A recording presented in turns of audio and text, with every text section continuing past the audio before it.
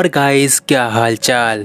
हम देखते हैं कि गोकू के हाथों सारगत के डिफीट हो जाने के बाद विज गोकू को देखकर कहता है, जैसे जैसे गोकू ताकतवर हो रहा है वैसे वैसे उस डेविल सेयन का खतरा भी बढ़ रहा है। कहने का सीधा मतलब है कि जैसे जैसे गोकू ताकतवर हो रहा है वैसे वैसे वो भविष्यवाणी भी नजदीक आ रही है।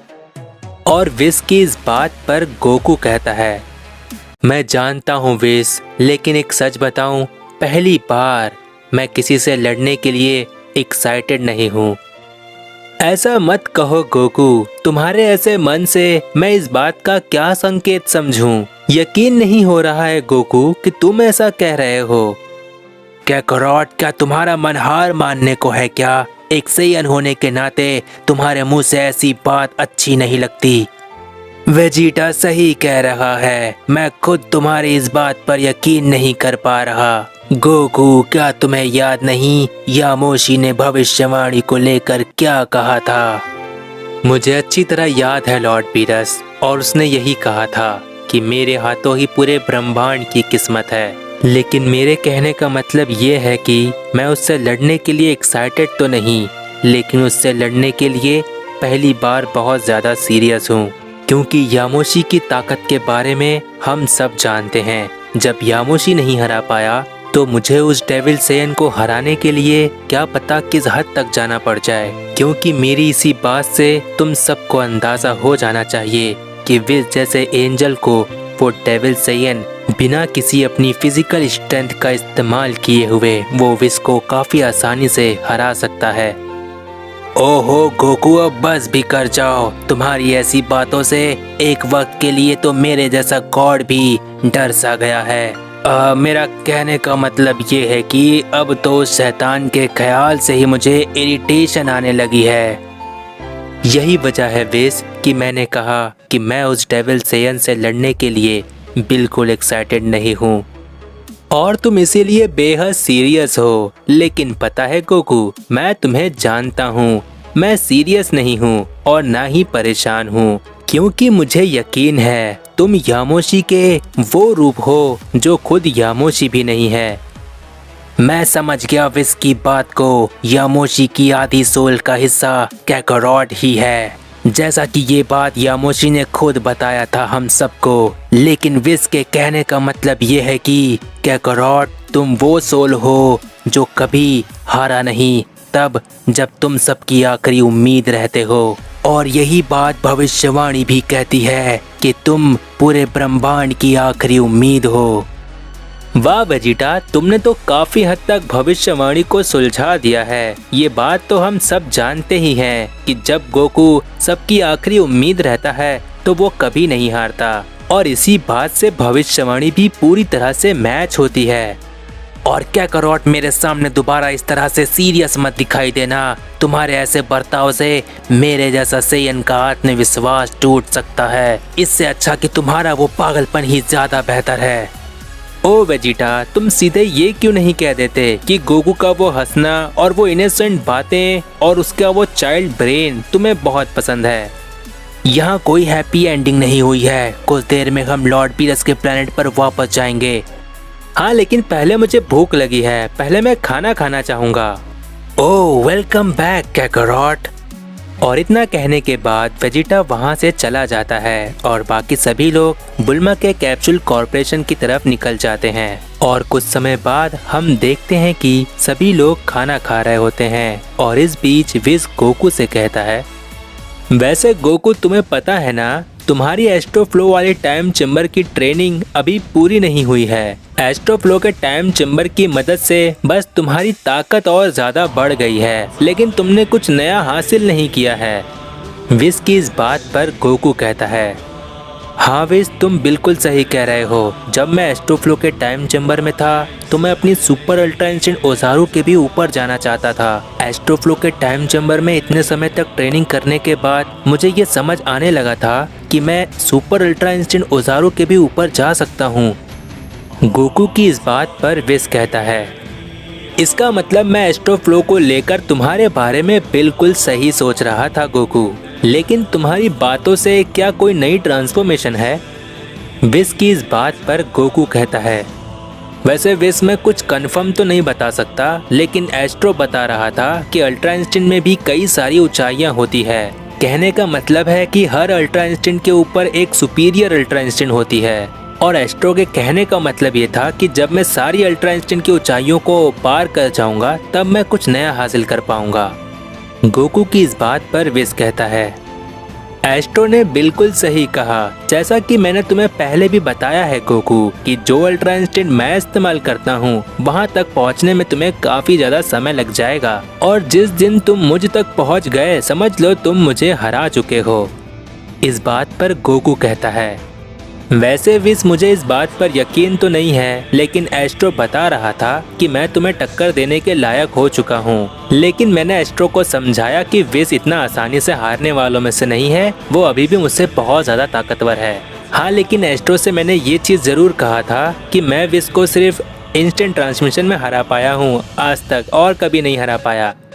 गोकू की इस बात पर विस मन ही मन कहता है, अगर ये बात एस्ट्रो ने कहा है तो बिल्कुल सही कहा होगा, क्योंकि वो मेरी काबिलियत को अच्छी तरह से जानता है। क्योंकि एस्ट्रो ने मुझे कई बार ट्रेनिंग दी है, और इस बात से ये साफ होता है कि गोकू जो भी कह रहा है वो कोई मजाक नहीं है।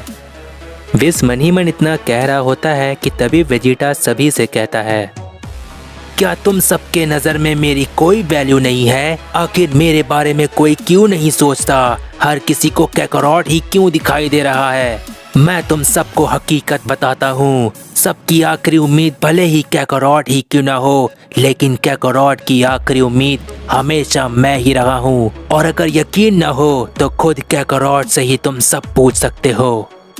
और वेजिटा के इतना कहते ही गोकू कहता है, हाँ ये बात सच है। आज तक वेजिटा को कभी भी मौका ही नहीं मिला ये साबित करने का कि मेरे लिए वेजिटा ही आखिरी उम्मीद है।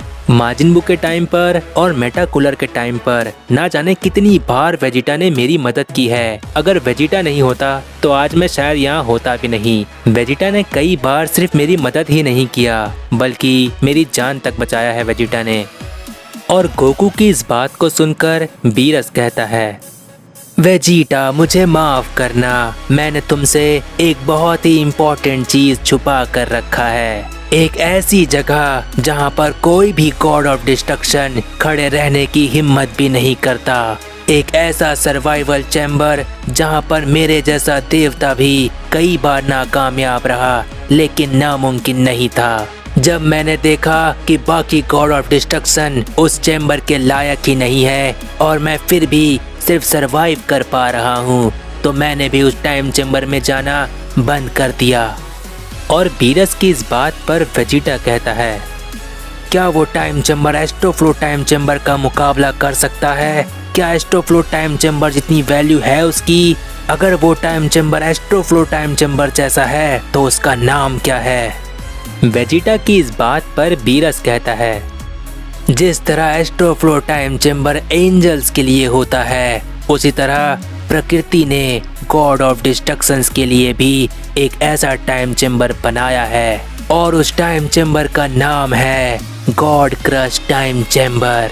तुम्हें इसके नाम से ही समझ आ चुका होगा। गॉड क्रश टाइम चैम्बर का मतलब ही होता है कि जहां देवताओं की ही शक्तियों को दबा दिया जाता है। और मैं तुम्हें ये भी बता देता हूँ, एस्ट्रोफ्लो टाइम चैम्बर और गॉड क्रश टाइम चैम्बर दोनों की वैल्यू, पावर और लिमिट बराबर है।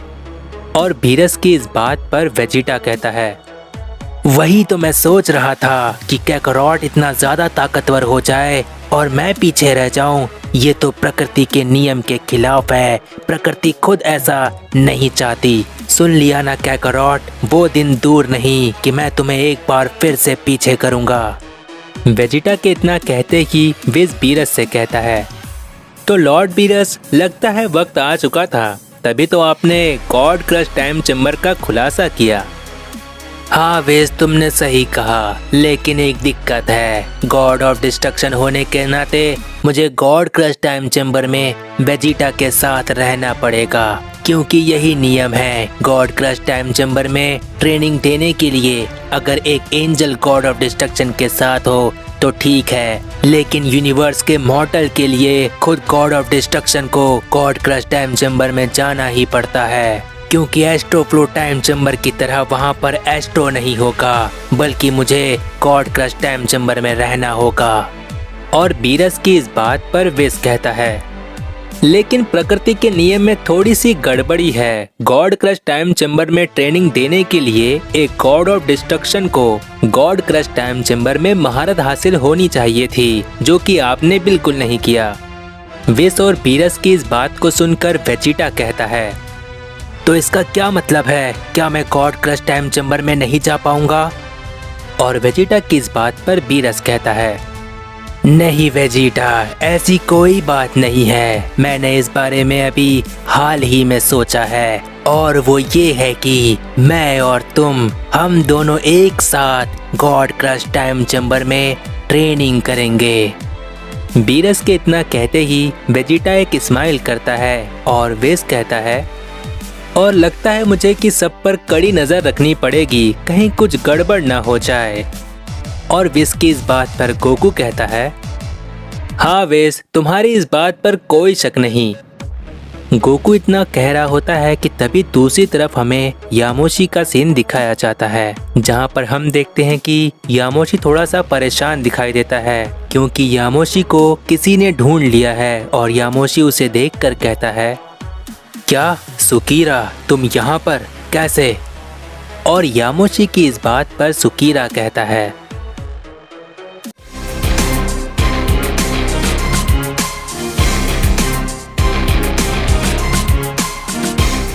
तो गाइज, अगर प्रीवियस पार्ट नहीं देखे हो तो चैनल पर जाकर देख लो। जितना हो सके इस वीडियो को अपने फ्रेंड्स में शेयर कर दो और नेक्स्ट पार्ट के लिए कमेंट कर दो, जिससे मुझे पता चलता है कि तुम्हें ये सीरीज पसंद आ रही है। I hope you like this video, make sure to. और तब तक के लिए